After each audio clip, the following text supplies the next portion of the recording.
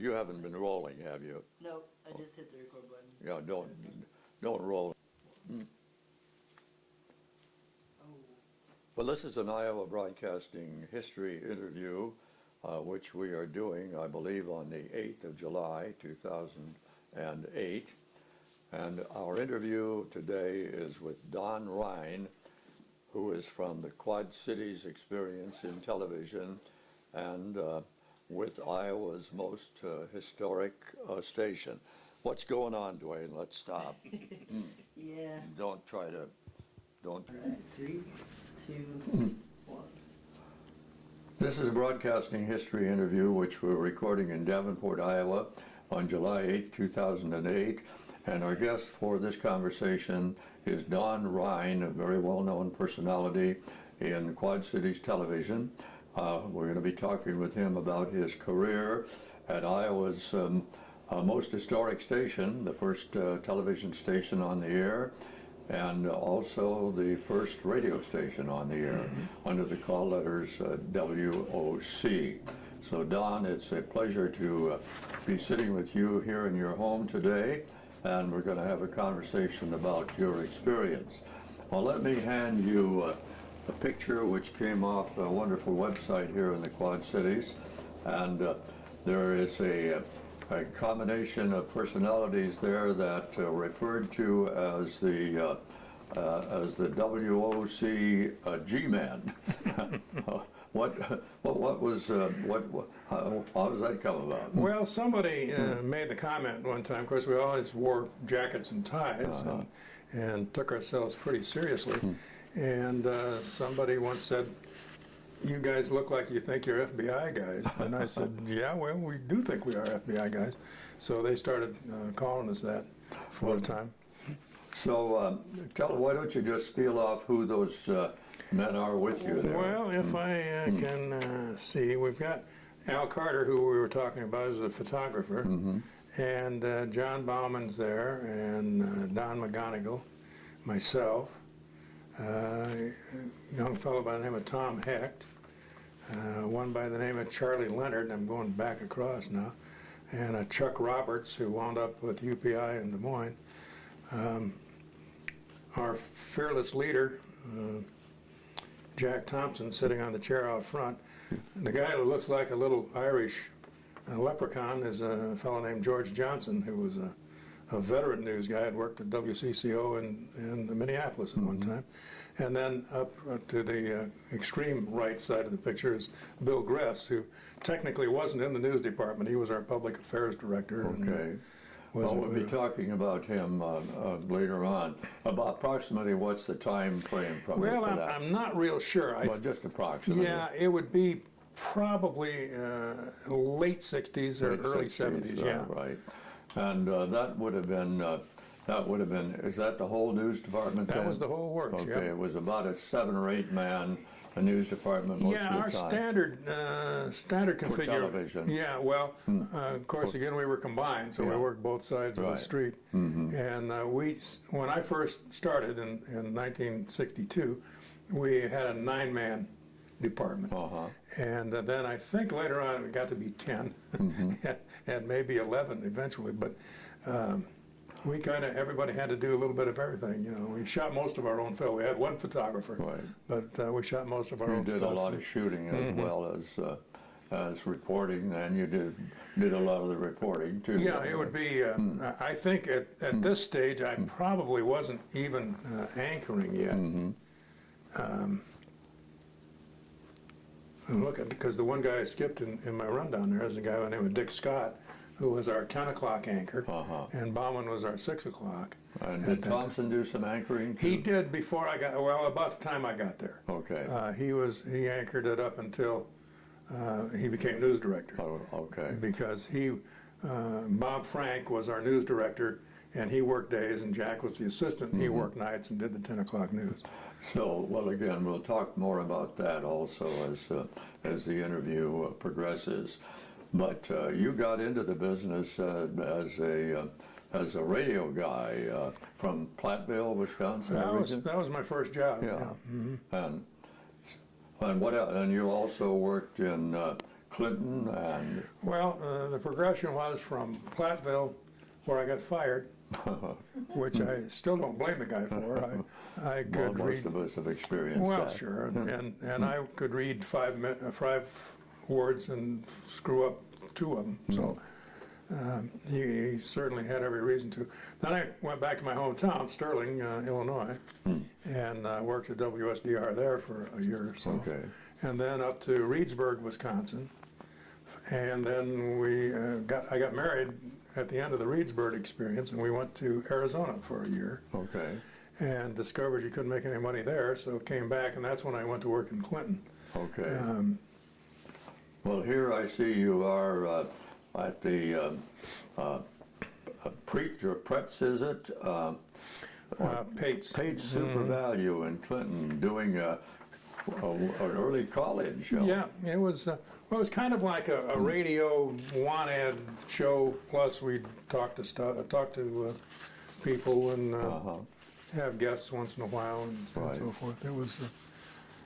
I was working sign-on, and I was program director, so I'd get off the air at 9 o'clock, rush on up to the Super Value Market, a few blocks away, and then do an hour on the call-in show. And so you'd get on the radio and talk to folks, and they would. It's sort of you said it's sort of a rummage sale on the radio. Exactly. And then anything else that came up, it was pretty loosely put together. But, There were a lot of those during that period of time, but they were the beginnings phase of talk radio. oh, absolutely. Yeah, right. Well, then you crossed over into Iowa to you were from Clinton to Fairfield. Right. Well, that's, as I say, I was program director, and then the station was kind of marginal as far as making any money. So KROS was the established station, and I was with KCLN. And so after 2 years, the managing partner called me in and said, look, we can't afford to have a program director anymore. So you're certainly welcome to stay as a staff announcer, but we can't pay a staff announcer what we paid program director. So he's going to cut my salary, I don't remember, $25 or $30 a week. And during the ensuing conversation, which started out with me suggesting what he might do with his radio station, starting with the tower. At the end of that, I didn't have a job, and so I still don't know whether I quit or got fired. But anyway, I hooked on down at Fairfield for about a year. And the station there was KMCD, is that right? it Yeah. doesn't matter. Yeah, but that was a good place to work in those days because that's when Parsons College was hitting its stride. That was Roberts and Parsons College. That's right, Made Dr. a lot Bob. of news. Yeah, they sure did. But the upside for us who were there is we got to see all kinds of top entertainment come through because they'd hire them in cooperation with the community. So we saw the Four Freshmen and different big bands and what have you. So that was It was a kind of a party school. it definitely was. And with no apologies. The line was, if you can't go to college, go to Parsons. Exactly. I'd almost forgotten about Parsons College and the Reverend Roberts. Oh boy. He was a character. Yes, wasn't he was, but he was an excellent promoter, I'll tell you. Yeah, he ran his fuse burned out fairly fast, though. Yeah, I did. That didn't last very long. Yeah. And then when we got to Davenport, he was with the Davenport school system. Oh, really? For a while, yeah. And, I'm not sure they made a good move there. well, as they say, it was for a while. I don't Yeah. Well, then, so you're a radio guy, and there's in the quad now. Television is here now, and a lot of us, and myself included, said we gotta get across that bridge to television. Was that kind of in your mind when you applied over at WOC? I think it was. Because let me back up here a second. WOC and WOC TV were like WMT and WMT Right. TV. The television grew out of the radio Right. operation. Strong news operations, and then they built a television operation on top of that. Sure. And this when I got here, it was just about the time things were changing. Yeah. Huntley and Brinkley had. Well, let's pick the day or the year, Oh, I started 62. 1962, April 1st. I always thought that was significant, but started on April Fool's Day and ended on April Fool's Day, as a matter of fact. But Huntley and Brinkley were hitting their stride, and people were starting to pay attention to television news. And I had never worked straight news before, but as you know, in small market radio, you do a little bit of everything. And I finally decided that I would rather do something a little more productive, i.e. news, than spin records and make clever things. Sure. So when this news, I became aware of this news opening, I jumped right on it. And another interesting story. Probably if I'd had to audition for the job, it was problematical whether I'd get it. But Bob Frank, who was the news director, who was procrastinating on hiring a guy, and finally Ray Guth, who was the general manager, told him, because Bob was ready to go on one of these celebrity trips to Spain. So that morning, on a morning, he told Bob that either he hired somebody or he doesn't get to go on the trip. And I called that afternoon, and he hired me on the phone. Now let's bring Bill Gress's name back in here. Now Gress is a pretty well-known television personality in the Quad Cities. And this was the point at which Gress was being moved out of the news department into public affairs. Right. Where he did editorials and specials and half-hour deals. And so in essence, I took his place. You took the position in the news department that Bill Gress had occupied. He was anchoring the 6 o'clock news, but of course I didn't move into that spot. But now let's explain. So you primarily were hired to do radio, right? And at that time, this started with the original transition back in the Rhyne Rhyne house, where you actually had your first experience. We can talk about that. Anyway, WOC had a policy of you were paid by the radio station on a salary, but if you did television, you got paid a talent fee, right? So you were hired to do radio. Exactly.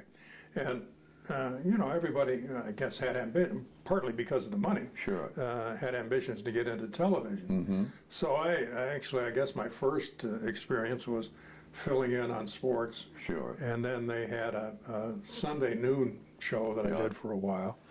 And one thing led to another. But the guy who was doing our 10 o'clock, a guy by the name of Dick Scott, went through an unfortunate divorce and one thing and another, and his wife, who was making more money than he was as a legal secretary in Chicago, went back for more alimony, as I understand it, and he decided not to put up with it, and he fled to Canada. I see. So the next thing I know, I'm the 10 o'clock anchor. So let me. You were very similar to my experience at Channel 2, where they needed somebody to do the 10 o'clock news on Saturday night on television, and I was on the radio side, and I wanted to learn to do television. So you were an on-the-job learner, as many of us were during that period of time. Yeah, I think I said in that interview on the Captain Ernie website, we were still trying to do stuff. Yeah. And we didn't know if it'd work. Well, so of course. Try it. If it didn't work, you throw it out, and if it did work, you keep it in. That's kind of the attitude we had. Well, and then again, you said most of the staff had to shoot film, so you had to learn about film. Yeah. And it was film. It wasn't tape film. then. 16 millimeter film. Bell and Howell. Bell and Howell, 70 DRs. Yeah.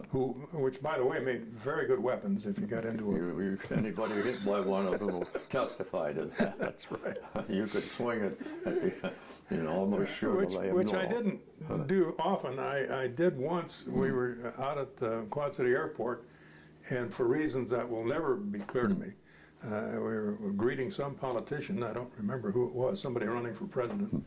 And I'm up on the camera platform, and there's a guy beside me from one of the national magazines. And every time I'd come up to shoot, he'd bump my arm. And I thought, well, it's an accident. After about the third time, I thought he was doing it. I couldn't figure out why he would be doing it. Why a would he? local Yeah. guy, different medium. So after about the third time, I came up to shoot and did a fast pan left and caught him right behind the ear with the turret. And that was the last time he bumped my arm. That took care of it. And so He's probably still got the bruise. I hope so. But no, That's a great story. that makes us sound Don. like we were Well, Neanderthals. again, But there was that unreasonable, insane idea that television news wasn't something that Yeah, it's exactly. supposed to be from print people, and they couldn't get over it. I know it. And that's a wonderful Well, example. of it. even radio. When I was Oh, at yeah. SDR in Sterling, we weren't allowed to use the name of the local paper on the air. Yeah, It would be a local newspaper. Well, there was only one. I mean, Yeah. everybody knew what it was, and the newspaper guys weren't allowed to use our call letters in their Yeah, stuff. yeah. You know, that was oh just yeah, it was a strange atmosphere. So you are doing. So you started doing the 10 o'clock news as a result of the sudden departure of the anchorman. of my predecessor. There was yeah. a lot of stuff like that going on in Oh. local television. I mean, Absolutely. let's face it, it's Yeah. a business that attracts interesting people. Yeah, that's one way of describing That's it. one way of describing it. Well, let's go back to kind of like to connect this to the early history of the station. When television went on the air, the radio station was in a studio building on Brady Street. Right. Right, just uptown, just at the top of the hill. Right. And there was an old brick house on the other side of the street, right? Well, yeah, the Palmer College campus. Well, I'm thinking of the Rhyne house Well, yeah, it was across the street from the college. from across the street from the college. Yeah. And it was a well-known mansion. I guess it was. Yeah. Yeah. Anyway, the company took that over and they converted that into television studios. And so those were the first TV studios that were used on the air in Iowa, because WOC got on in 49. Before, well, it was after the freeze, but they had been licensed before the freeze. So the first TV in Iowa went on the air in that brick building there at the top of the hill on Right. Brady Street. And you went to work there then, that's where Yeah, you started. I worked there for a little less than a year before our new. And then they built the giant new building was studios done, just a yeah. little further down the street, But yeah, right next door, as a matter of fact. or next door. And yeah, that was quite a deal when we moved into the new building. We had these giant studios and Yeah, all kinds of room, which of course we immediately filled up, as you always do. yeah, And no, that was state of the art at the time. yeah. Well, and again, I'm surprised to learn that, the station went on the air in 49, so from 49 to 62, they operated out of the Ryan house. Yeah, and it was, they had two studios, one actually in the house, and then there's a garage building that still stands out behind the place, and that was the larger of the two. So they put a studio in that Yeah, building then. and you know, The and by- early pictures over in the Putnam Museum are sort of looks like was in the living room of the Ryan house. and then of course the radio studios were there too. Uh-huh.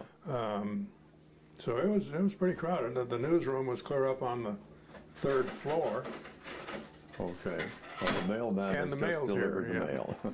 That's how we're not bothered by few incidentals here. But Joanna's, your dear wife, is sitting over here beside us. yeah, and she's keeping me supervising. honest. Yeah, I gather she spends a good bit of time on the golf course. she does.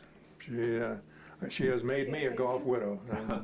Well, that's terrific. That's great. That's great. So you're now pretty much fully into TV, And let me hold this picture up in front of the camera just a second here, and then I'll hand it to you. This was the days when all the anchor people sort of looked like elevator operators. Oh, absolutely. They all wore these gold button jackets.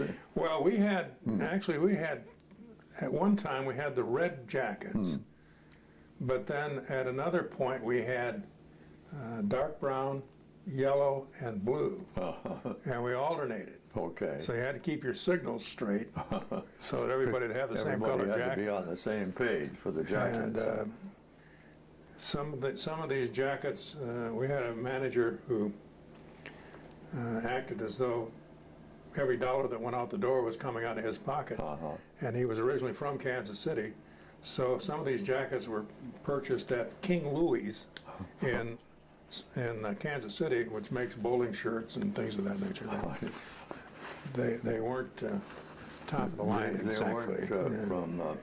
They weren't from the top tailors. Yeah, it wasn't Brooks Brothers for sure. Yeah. Well, who are the guys in that picture? Well, the people up behind us are Wally Bowler, who was our sports guy, and Bill Bailey, who was our weather guy, and then there's me and John Bauman. I was doing the 10 and John was doing the 6. Well, Bill Bailey is a story who traveled around. I gather he people tolerated him pretty well here in the Quad City. Well, it's funny because he left our place and Came then to Channel 2. Okay, that's right. I'd forgotten that. But where we were serious about weather. well, Bill was not serious about weather. No, he was not serious about very much of anything. And then he came back to this market, I think at Channel 8. Well, see, he finally got fired at Channel 2. And I guess he apparently got on at Chicago someplace. He was doing something in Chicago, and I'm not sure what exactly. And then they brought him in at the Quad Cities. Right. Didn't work. No, and people kind of forgot that he was at our place for a while, a couple of years before he really started to catch on. And so they thought they were going to cash in on his let's give an example. What he had a friend, an animal friend, right? Yeah. Oh, what was it? A ferret or pet skunk? Oh yeah, he did have a pet. That was it. Pet skunk, deodorized. But even he so, I never tested the validity. Well, of that was the kind of weatherman, Bill. Well, I'll give you an example. It was really cold, middle of the winter, and you really couldn't pre-plan anything with him because it had to be spontaneous. Yeah. So at 6 o'clock, he had dug around in prop storage and came up with a little vase of plastic flowers that they used for something. And he had it on the desk in front of him and looked at it and said, I know it's really cold, so I thought I'd bring out some springtime stuff and make you feel better, which is fine. So at 10 o'clock, I see that he still got the flowers. So I told the director, I said, look, when we do the news to weather transition, instead of opening on the 2-shot the way you do, get a close-up of the flowers and then pull back and just see what he says. So he did, and we pulled back, and Bailey's sitting there looking at the flowers, said, well, I got to thinking that we're kind of a colorless group up here, and Sammy Davis Jr. couldn't make it, so we got the flowers instead.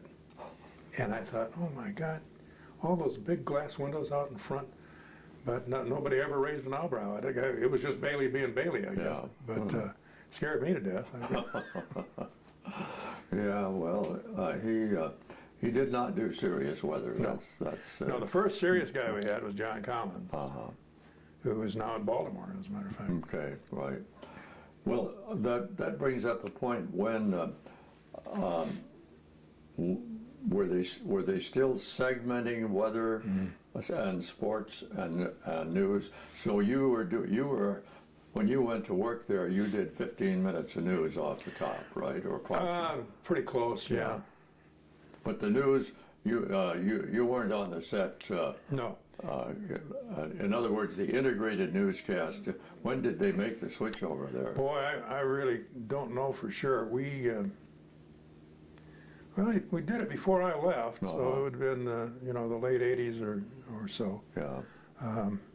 To have everybody on the. In other words, to where all the anchors sat together around the desk. And turns out on a 4-shot, because by then we had co-anchors, and then it's pretty much then was as it is now. Mm-hmm. And although there wasn't the emphasis on weather that there is now, but now they've got all their bells and whistles, and they can with all the graphics and technology electronic there stuff. too. Sure.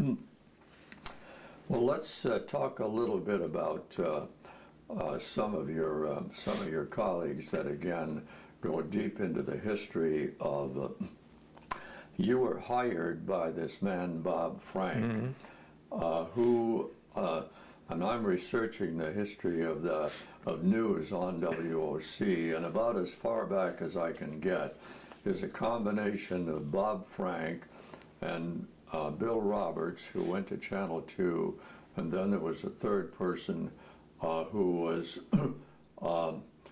identified as a news person. That was out of a 25th anniversary brochure of the radio station. Okay. Mm-hmm. So they were starting to do news on WOC radio by that time. Yeah, and I'm only vaguely familiar with what the situation was then and what they did or how they did it. But Frank came out of that experience when television went on the air, and he became the news director then. Was he a pretty solid news director? Yeah, I think so.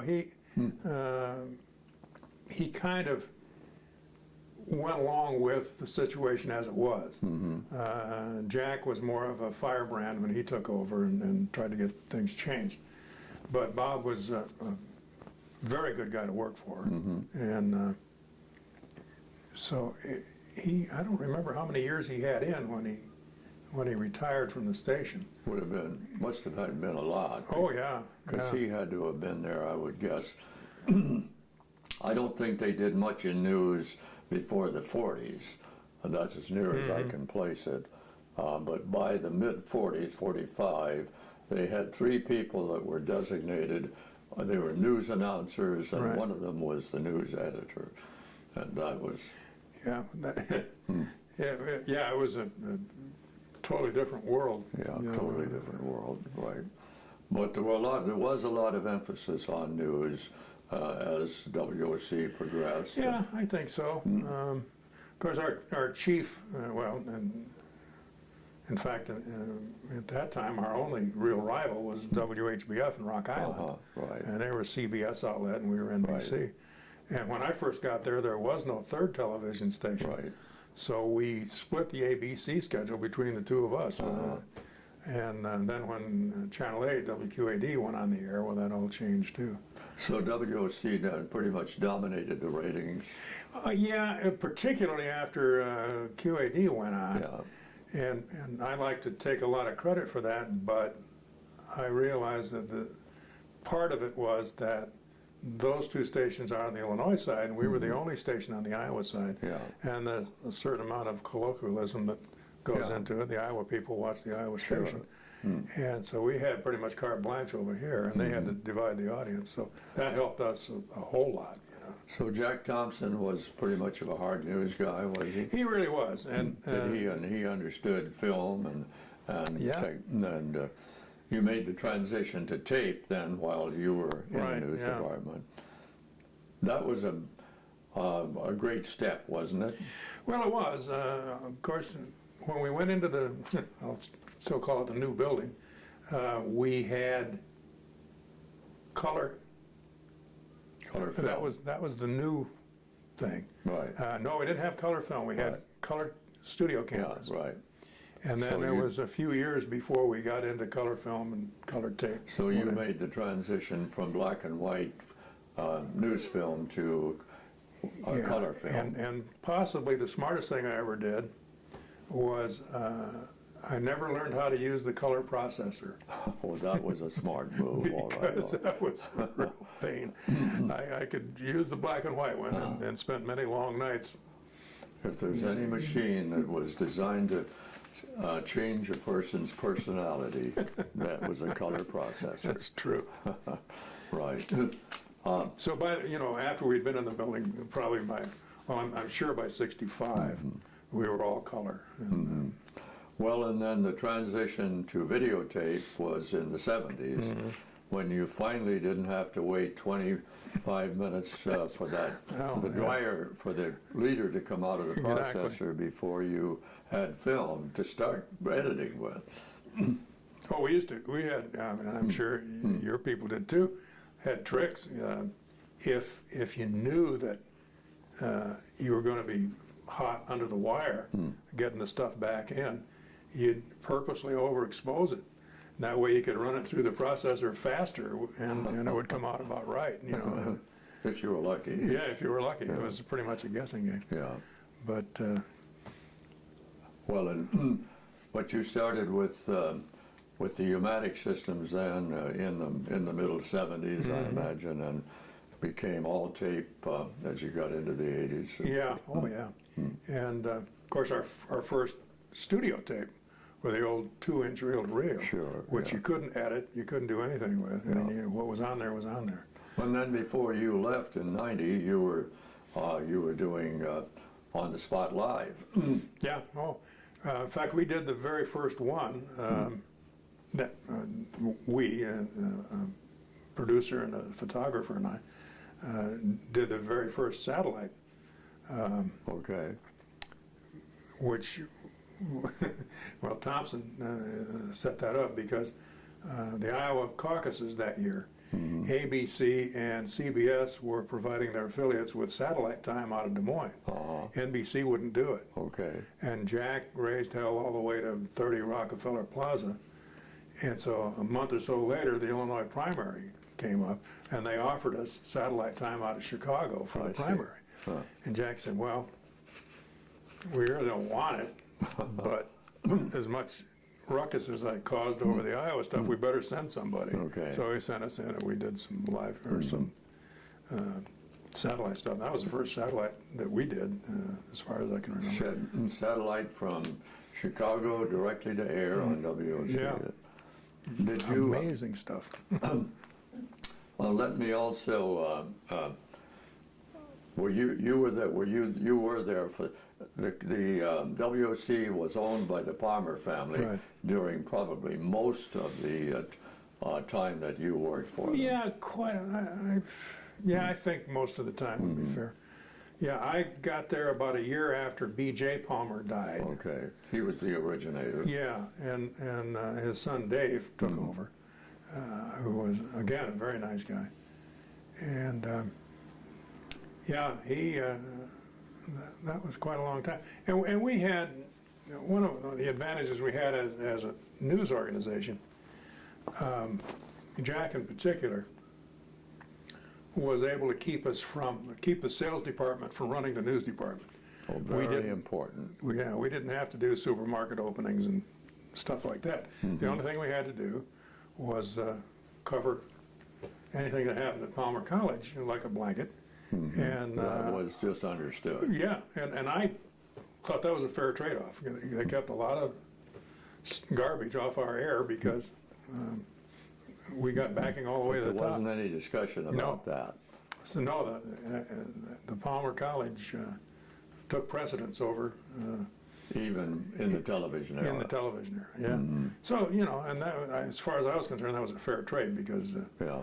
a lot of the stuff was we probably would have Otherwise, covered the anyway. line between the commercial side of the business was pretty well honored. Yeah, absolutely. Very, very, very important. Well, let's talk about some of the big stories. Is the '93 flood rise pretty high in your list? Well, of course, I was gone by then. You were gone by then, yeah. The biggest, and I don't have any way to compare them. Yeah. But the biggest one I was involved with was the 65 The flood. 65 flood. We'll talk about that. That was a granddaddy too. There Well, were it was, no and- dikes of any kind then. Yeah, and that's right, and that's what made it so difficult. We were trying to cover it from Dubuque to Burlington, Yeah, and with a nine-man, maybe 10-man yeah. news department. So there were some pretty long days involved with that. It was probably the biggest story I was ever directly involved with because. And again, there were sandbag battles all the way from absolutely. Dubuque past Clinton and into the Quad Cities. Oh, yeah. A friend of mine, a guy by the name of Bob Garner, was a Davenport police officer, but also was an officer in the Iowa National Guard. And his troops were down below Muscatine helping to build a dike. Uh-huh. And they called in private contractors and all kinds of stuff. And they put down, like, I don't know, 3,500 yards of dike in a week, and it was a monumental task. So I went down to do a story, and I said, well, how's it hold up? He said, got it covered. He said, oh, we don't think it's going to break, but he said, I've got guys out on patrol with radios. We have field telephone backup. Mm-hmm. We have all this stuff in place, so if there is a problem, we can get to it right away. Mm-hmm. He said, the only thing is, it can't rain. If it rains, we're on a lot of doo-doo. That night it rained 6 inches down Wow. there. It was a little bit like 2008. That's right. So, but the levee helped. It did. But I tried to get a hold of him the next day on the phone, the next early morning, and I said, what's going on, Bob? He said, I don't know. He said, we took a lightning strike on the field telephones. None of the radios work. I have no idea what's going on out there. But that happened all over. Yeah, yeah. Right. Well, could you remember back to the Huntley-Brinkley days and at least one of the times, if not the only time, you were on nightly news? The Robin Hood flower explosion? Oh, yeah, that's right. That was another long day. Because I was just walking off the golf course, and it was about 85 degrees, and I smelled like a goat. And I heard the boom, didn't know what it was. Got home, Jack was on the phone, said, you better get in here, we're going to need everybody. So I just went in, no shower, no anything. And I said, what do you need? And he said, well, Chicago's hollering for a story. Go ahead and write something and feed it to him. So I did, and you got on, as you say. And then I finally got to take a shower about 6 o'clock that night, much to everybody's relief. What was the nature of the explosion? It was pretty...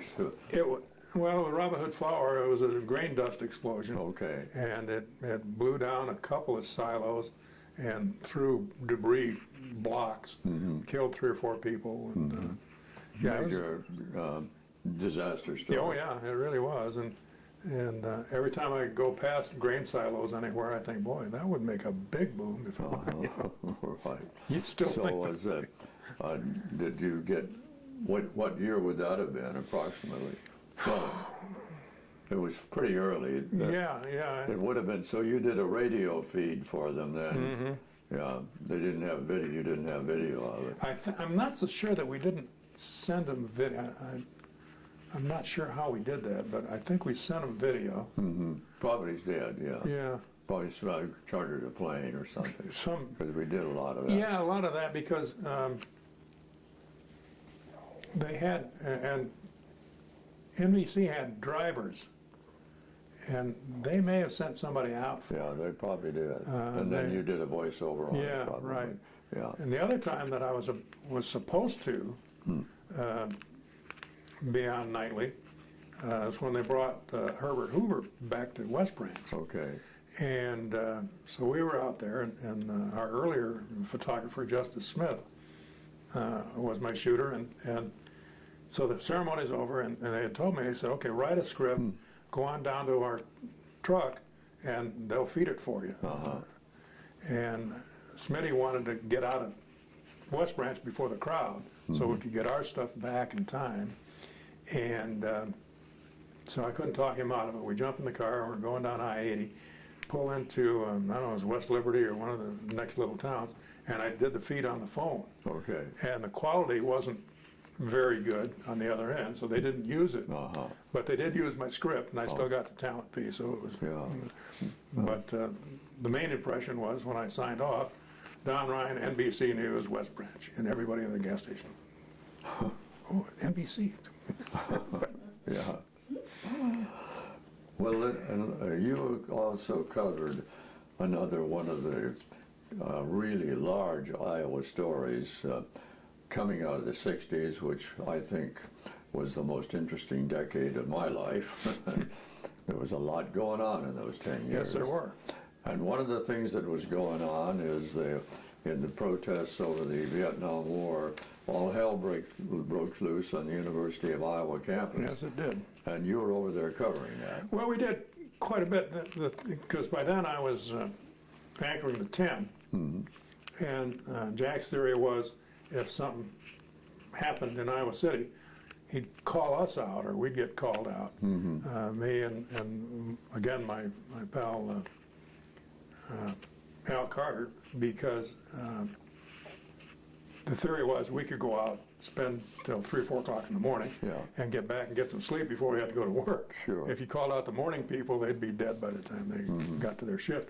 So we made several trips out there, And one of them they were throwing in some cases cement blocks, but in your cases they were throwing bricks. So tell that story. well, it was we were on the Pentecrest, and there were, I don't know, several And thousand. your photographer's name was Carter. Yeah, Al Carter, who A was bit of a character. he was a real character, but he was a heck of a photographer.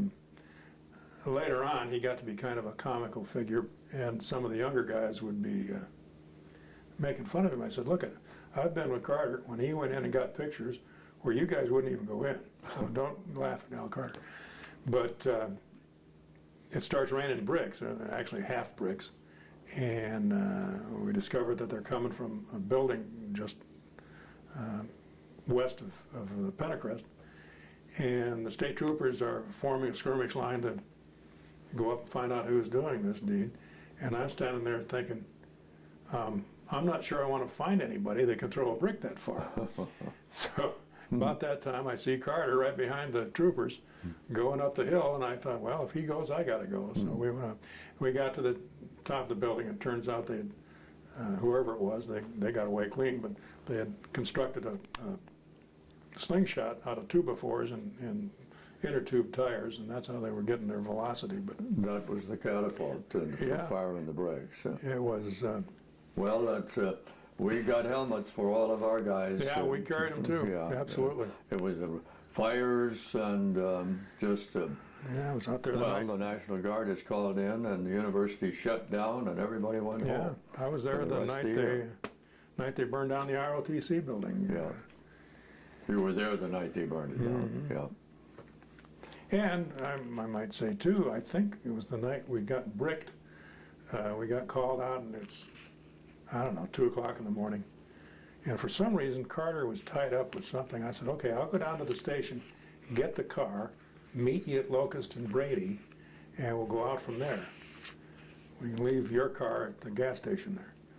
So I still claim the world land speed record from Locust and Brady and Davenport to the Pentecrest in Iowa City in 30 minutes flat.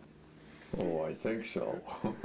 Because the theory was that every law enforcement guy in the world was already in Iowa City, and it's 3 o'clock in the morning and there's no traffic, and so I just put the foot down and left it there.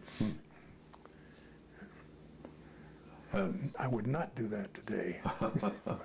Well, you do some things sometimes that you realize you were pretty lucky on. Yeah, oh, absolutely, yeah. Well, it turned out to be quite a ride, didn't it, Don? Oh, it did. Interesting life. Yeah, a lot. I wouldn't. Well, some of it I would give back. Well, in a of course, heartbeat, yeah, but, all of us would. you know, got to. Well, we were talking earlier about Bob Wilbanks from WHO. Yeah. We did a show in conjunction with them because they were our sister Sister station. station, yeah. Congressional Profile, it was called. Mm-hmm. Once a month, we'd go out to Washington, interview half the congressional delegation and one of the senators. Yeah. And I got to go 2 or 3 times when Jack Thompson couldn't go for vacation or whatever. And that was, you know, otherwise I might not have have gotten to Washington. Sure. And trips to Chicago or to New York to film promos with the nightly news guys and Sure. things like that. So, you know, Yeah. that kind of stuff Interesting never life. would have made it. Yeah. Mm-hmm. Covered the '86 rededication of the Statue of Liberty. Yeah. And, so that kind of stuff is sort of things you remember with fondness, you know. Well, that quality station has come under some pretty hard times these days. Yeah, well, I think the parent Under new company, as I ownership. understand it, yeah. Because the Young Broadcasting, they bought KRON in San Francisco, and unless they're, I've heard 2 or 3 different stories, but anyway, Yeah. it turns out they're no longer NBC affiliates. Yeah. So what was once probably the second station in the market behind KGO doesn't have any network affiliation to speak of, and they're just getting That's the beat up. parent company, and that's Yeah. dragging everything down. So they're trying to cut wherever they can in order Yeah. to make up the deficit. Yeah. And it's a shame. Yeah, it is. Well, it's awfully nice of you to spend this time with us and going over these very interesting times as television. As you say, we were inventing it as we went for the most part. Yeah, it was good to be there while I was growing up. I remember David Brinkley said once they were doing the Huntley-Brinkley report, and he said, you know, nobody paid too much attention to it. And then all at once, the network executives are holding elevators for us, calling us by name, and we couldn't figure out what was going on. And then we found out we were making money. We were making so money. when you make money, then everybody's your friend. And that's kind of, And when we started making money, that changed everything. oh yeah, absolutely. Right. But otherwise, I mean, that's the way things work. Well, again, thank you very much, Don. It's been a great pleasure visiting Well, it was a with you. pleasure And, finally meeting you. We've known each other by reputation, I guess, for 40 well, years. We but- were during that. I would guess that we had quite a bit of contact between our news department and yours in those days when I was at WMT, and so I did never. But one of the things I've always heard Jack Thompson's name, but I've never had the pleasure of meeting him. Oh, really? No. I wouldn't have thought that. Because, Yeah, we never happened to run across each other. well, Well, again, thanks very much. well, my pleasure.